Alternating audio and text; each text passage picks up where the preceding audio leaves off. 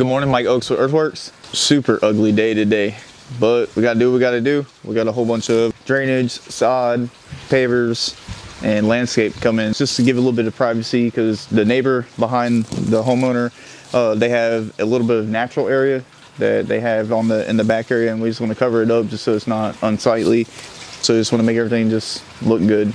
And as you see, it's raining, so rain or shine, we got a schedule to keep up to, so we just get it. We don't care. So if you want us, give us a shout.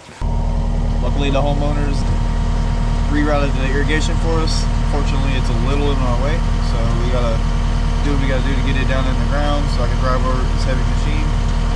It should be pretty good though. It's one of those Mondays.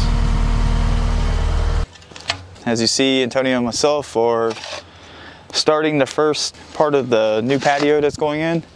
We'll have 3 different tiers going on here. So we'll have the top one that's existing with the pavers that we already have inside. So that'll be nice, seamless transition between the existing pavers and the new pavers. We'll do a 4-foot walkway down roughly about 4 feet from where Antonio is now. That will have 1 step down that will come across, and then pretty much where I am now, we'll have another step, which will step down to the fire pit area. It's pretty mucky out here, so it's just nothing but mud. We got a heavy machine, so it just wants to sink. Can't really get all the levels that I want to get, so kind of have to do a lot of this by hand. So when you hire us and you see this on your side yard, don't worry, because we'll make it look like we're never even here. So with this job, I won't have to do any sleeving. So we put sleeves in just to make sure that we're able to get irrigation wire, irrigation pipes, our lighting wire, anything that you need to get underneath the pavers or around the pavers. They already have everything stubbed up for me, so literally all they have to do is come in and just reconnect the dots. We don't have a whole bunch of drainage connecting into the existing drains out here. As you see, I have the rock and sock, and I have some hard pipe. Hard pipe's just gonna go underneath our pavers. And then the rock and sock's gonna go on the back side of the wall. The reason why we're doing that is because we're gonna have a pinch point with the water. So all the water's gonna come off the roof, come off these drains, flow down, and get stuck behind our fire pit area. So what our plan is, on our second tier in between the fire pit and the top patio, we're gonna do the rock and sock. So everything flows down into the ground. That's gonna be behind the wall, underneath the ground. We're gonna have a T that locks these 2 rock and sock together. All right, so just pretend my arms are the rock and sock. Water's gonna flow down. We'll have these at a slight pitch. Water flows through the styrofoam into the corrugated pipe that's inside. So that allows all the water to flow through. That's gonna go down into our T, which is gonna connect everything. Pretend I'm the T. Gonna float down out into the green pipe, and then we're gonna get it out into the natural area over there. So anything that comes down off the house, because we have such a slope over here, so it's gonna hit that, flow in, and disperse otherwise outside of our perimeter. Another thing about this job is we have to keep a 7-foot buffer between the fence and the neighbors, just so we have accessibility for the drain.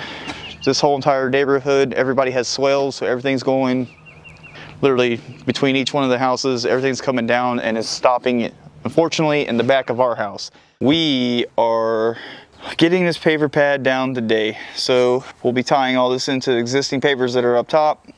As you can see, this is our first step down.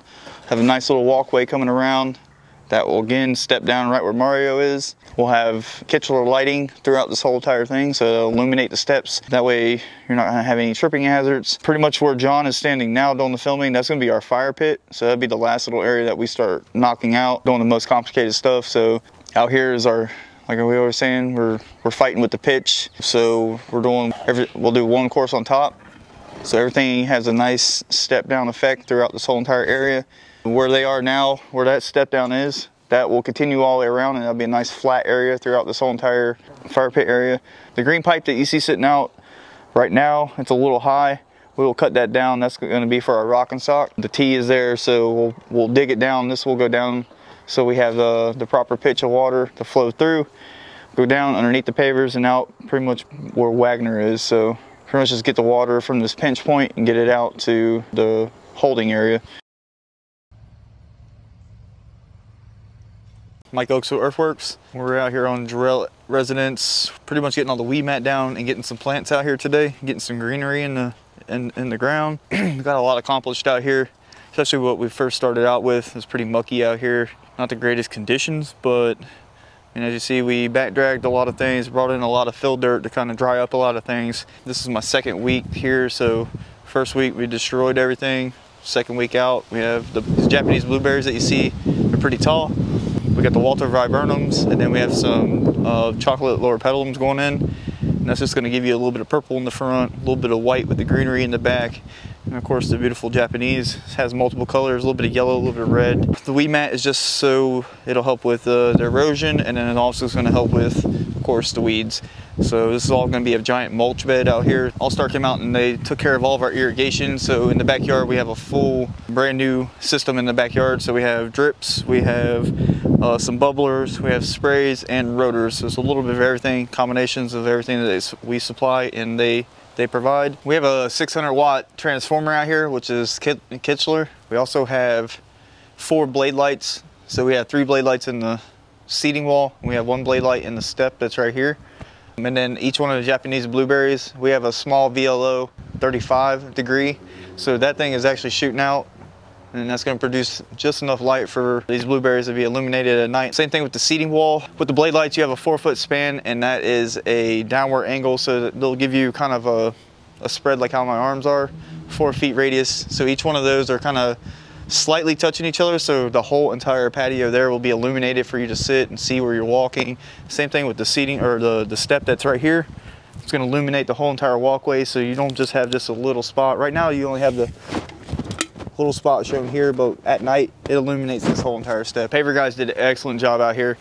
2 days, knocked out the whole entire patio area, plus the walkway, and of course the seating wall. So the seating wall, fire pit area, that's not 100% complete yet. We still have to add the fire pit, so we're waiting for the fire pit to come in. We'll come in and we'll cut out the pavers, add the fire pit in, and then this whole area will be 100% complete hardscape wise. Talk to the homeowners, they're very satisfied with everything that's out here. They're definitely digging the contrast colors and just how everything kind of blends in with the house. So it complements the house very, very well.